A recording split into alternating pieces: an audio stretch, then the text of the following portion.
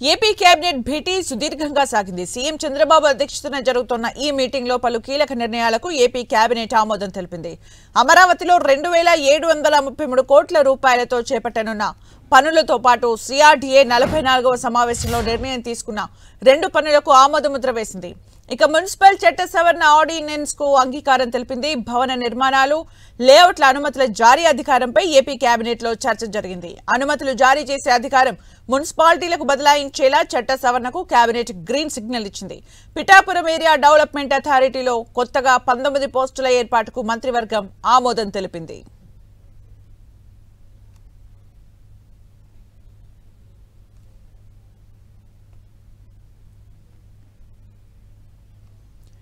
AP cabinet కీలక నిర్ణయాలు తీసుకుంది. 14 అంశాలకు ఏపీ కేబినెట్ ఆమోదం తెలిపింది. అమరావతిలో 2733 కోట్ల పనులకు ఆమోదం తెలిపింది. ఇక సిఆర్డీఏ 44వ సమావేశంలో తీసుకున్న 2 పనులకు ఆమోదం తెలిపింది. మున్సిపల్ చట్ట సవరణ ఆర్డినెన్స్ కు ఏపీ కేబినెట్ ఆమోదం తెలిపింది. ఇక మున్సిపల్ సంబంధిత అంశాలను ఆమోదించింది AP cabinet. Pithapuram area development అథారిటీలో కొత్తగా 19 పోస్టుల ఏర్పాటుకు ఆమోదం తెలిపింది. ఇక భవన నిర్మాణాలు, లేఅవుట్ల అనుమతుల జారీ అధికారంపై నిర్ణయం కూడా తీసుకుంది. ఇక అనుమతుల జారీ అధికారం మున్సిపాలిటీలకు బదలాయించేలా చట్ట సవరణ చేయనున్నారు. తిరుపతిలో ఈఎస్ఐ హాస్పిటల్ కు 100 పడకల పెంపునకు ఆమోదం తెలిపింది.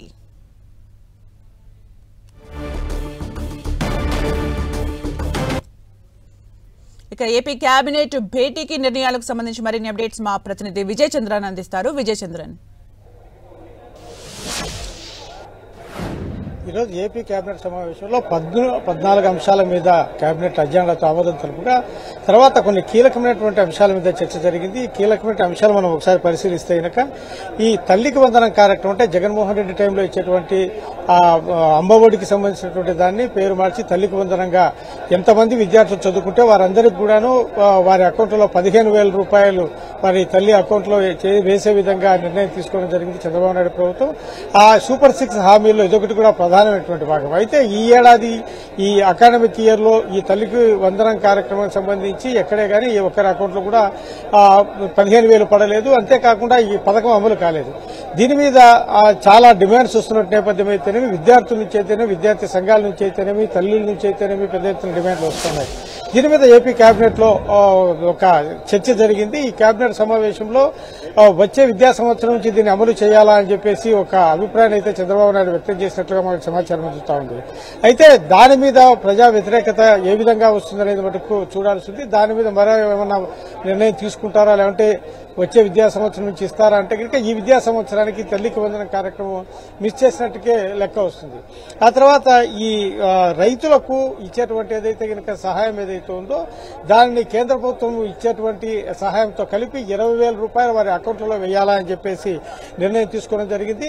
వీటితో పాటు ఈ మత్స్యకారులకు ఏదైతే కనుక ఆర్థిక సాయం అంటే కనుక చేపల వేట నిషేధిత కాలంలో ఇచ్చేటువంటి ఏదైతే అమౌంట్ ఏదైతే ఉందో జగన్మోహన్ రెడ్డి ప్రభుత్వంలో 10,000 రూపాయలు ఇస్తుండగా ఈ చంద్రబాబు నాయుడు ప్రభుత్వం వచ్చిన తర్వాత దాన్ని 20,000 రూపాయలకు పెంచుతూ నిర్ణయం తీసుకోవడం జరిగింది. దానిని 20,000 రూపాయలు ఆర్థిక సాయం ఇవ్వాలా అని చెప్పేసి నిర్ణయం తీసుకున్నది. ఈ వేట నిషేధించిన సమయంలో వీరికి ముక్తి లేనందువలన వారికి ఆర్థికంగా ఆదుకోనాలా అని చెప్పేసి ఈ పథకం అయితే కనుక మొదట ప్రారంభం కావడం జరిగింది. తర్వాత ప్రభుత్వం అమలు చేస్తున్నటువంటి పథకాలు ఏ విధంగా జనంలోకి వెళుతున్నాయి, దాని మీద ఏ విధంగా ప్రజాభిప్రాయం ఉంది అనే దాని మీద కూడాను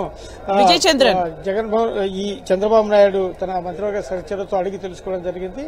వారి మీద ఇన్పుట్ తీసుకోవాలా, దాన్ని అన్నింటి కూడా సమగ్రంగా అమలు అవుతున్నాయా లేదనే విషయం మీద సమగ్రమైన రిపోర్ట్ తీసుకోవాలని చంద్రబాబు నాయుడు ఆదేశాలు జారీ చేయడం జరిగింది. అంటే విజయ్ చంద్రన్, ఇప్పుడు తీసుకున్న కేబినెట్ నిర్ణయాల్లో ప్రజలకు నేరుగా లబ్ధి చేకూరేలా ఏవైనా అంశాలు ఉన్నాయా?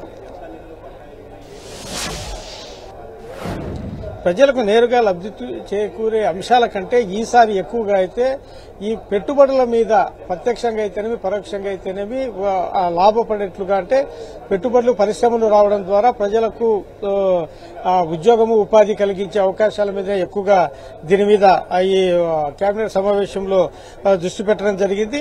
వీటితో పాటు ఈ సంక్షేమ పథకాలు ఏవైతున్నాయో సూపర్ 6 లో భాగంగా వాటికి సంబంధించి మీద కూడా చర్చ జరిగింది. అయితే దాని మీద పూర్తి స్థాయిలో నిర్ణయం అయితే కనుక తీసుకోవాల్సి ఉందని చెప్పొచ్చు. ఎందుకంటే మహిళలకు ఉచిత బస్సు ఏదైతే పథకం ఏదైతుందో అదైతేనేమి వాటన్నిటిని కూడాను, తర్వాత ఈ తల్లికి వందనం కార్యక్రమం అయితేనేమి ఇవి ప్రధానంగా ఉంటా ఉన్నాయి.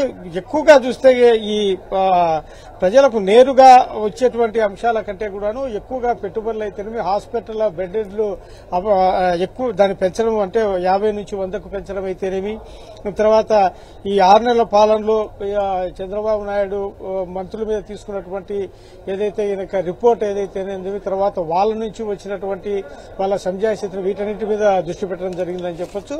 నేరుగా లభించే పథకాలు అయితే కనుక ఈసారి పెద్దగా ఈ కేబినెట్ సమావేశంలో నిర్ణయాలు అయితే లేవని చెప్పొచ్చు. Thank you Vijay Chandran for the updates.